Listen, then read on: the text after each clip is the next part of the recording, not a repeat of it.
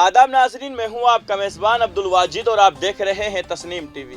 नाजरीन, आज की हमारी खास पेशकश शख्सियत हिंद में आपका इस्तकबाल करता हूं। अगरचे ज़्यादातर हिंदुस्तानी उन मर्दों से वाकिफ़ है जिन्होंने हिंदुस्तान की आज़ादी की तहरीक में बढ़ चढ़ कर हिस्सा लिया था, लेकिन हम उन बहादुर ख़वातीन लीडरों को भूल जाते हैं जिन्होंने अंग्रेज़ों को हिंदुस्तान से बेदखल करने के लिए भरपूर जिद्दोजहद की थी। अगरचे हम सब हिंदुस्तान के पहले वज़ीर आज़म जवाहरलाल नेहरू की हिंदुस्तानी तहरीक आज़ादी में शराकत को जानते हैं, लेकिन बहुत से लोग इस किरदार से वाकिफ़ नहीं हैं जो उनकी अहलिया कमला नेहरू ने हिंदुस्तान की जिद्दोजहद आज़ादी में अदा किया था। वो बहादुर थी और बामकसद थी। वो चट्टान की तरह अपने शौहर के साथ खड़ी थी। कमला नेहरू उन बेशुमार मर्दों में से एक थी जिन्होंने जिद्दोजहद आज़ादी में हिस्सा लिया। इस साल जब हम आज़ादी के 70 साल का जश्न मना रहे हैं, हम हिंदुस्तान की आज़ादी में एक फ़र्द के तौर पर कमला नेहरू की शानदार शराकत पर एक नज़र डालते हैं।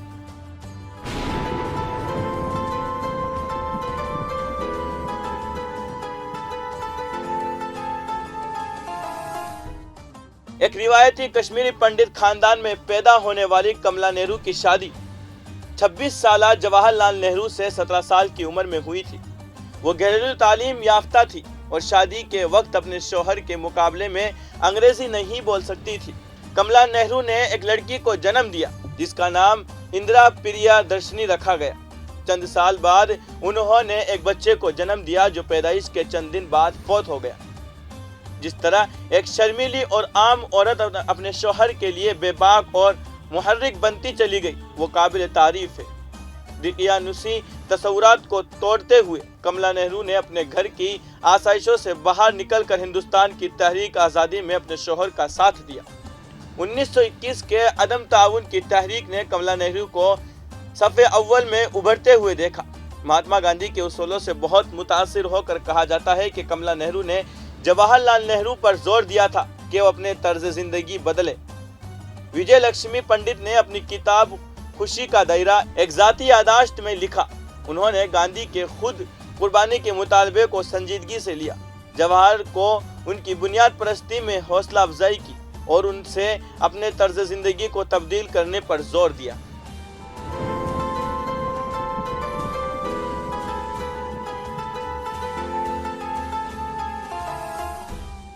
उन्होंने बहुत से इज्तिमात का एहतमाम किया और दूसरी ख़वातीन पर जोर दिया कि वो इस तहरीक में बढ़ चढ़ कर हिस्सा लें जिसकी क़ियादत महात्मा गांधी ने की थी।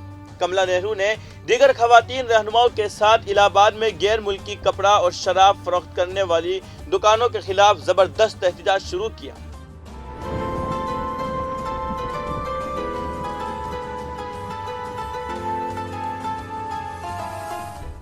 कुछ का ख्याल है कि ये कमला नेहरू ही थी जिन्होंने अपने शौहर को हिंदुस्तान की तहरीक आज़ादी में शामिल होने के लिए मुतासिर किया। जब जवाहरलाल नेहरू को पुलिस ने मुबीना तौर पर गिरफ्तार किया था ताकि वो उन्हें एक फितना अंगेज तकरीर पढ़ने से रोके, तो उनकी अहलिया कमला नेहरू ने उनकी नुमाइंदगी की। उन्होंने मरकजी स्टेज लिया और उसकी तरफ से वही तकरीर की। कमला नेहरू की बढ़ती हुई मकबूलियत के खौफ से अंग्रेज़ों ने उन्हें गिरफ्तार करके सलाखों के पीछे डाल दिया। उन्होंने बेखौफी से लाठी चार्ज को बर्दाश्त किया और दीगर ख़वातीन आज़ादी पसंदी के साथ मिलकर मुख्तलिफ मकामात पर मुज़ाहिरे मुनज़्ज़म करती रही। यहाँ तक कि जब उनके शौहर महीनों तक जेल में थे, कमला नेहरू ने आज़ादी के लिए अपनी लड़ाई जारी रखी और नेहरू मिशन शिवराज भवन में एक अस्पताल कायम किया जहाँ ज़ख्मी आज़ादी पसंदों का इलाज किया जाएगा।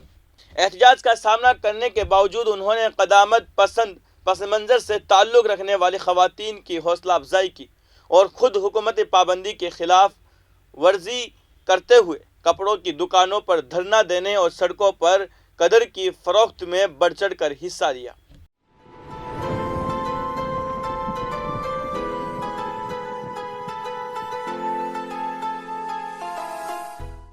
कमला नेहरू ने दीगर ख़वातीन रज़ाकारों के साथ बिशमोल दुर्गाबाई, कमला देवी चट्टोपाध्याय ने बगैर टैक्स मुहिम का एहतमाम किया। कमला नेहरू जो तिब्बत के मर्ज में मुब्तला थी, 37 साल की उम्र में स्विट्ज़रलैंड के एक अस्पताल में हिम्मत और इस्तिकामत की लातादाद कहानियां छोड़कर आखिरी सांस ले गई। جس نے انہیں ایک ایسی غیر معمولی خاتون بنا دیا جو بھلائی جانے کے لائق نہیں تھی۔ آج کی اس خاص پیشکش میں بس اتنا ہی۔ مجھے دیجیے اجازت اور آپ دیکھتے رہیے تسنیم ٹی وی، آپ کے میزبان عبدالواجد کے ساتھ۔ اللہ حافظ۔